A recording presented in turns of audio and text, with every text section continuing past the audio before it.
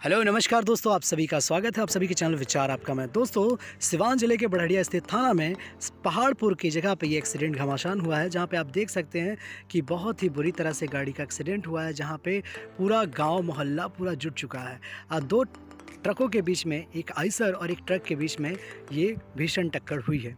और देखा जाए तो वहाँ के स्थानीय रहने वाले लोगों ने काफ़ी ज़्यादा हुड़दंग और बहुत ज़्यादा शोर शराबा किया और बहुत ज़्यादा हल्ला मचाया कि अगर देखा जाए तो उस गाड़ी से किसी के हताहत होने की कोई खबर तो है नहीं, पर पूरा गांव स्थित हो गया और ये कोहरे के कारण ये एक्सीडेंट हुआ है।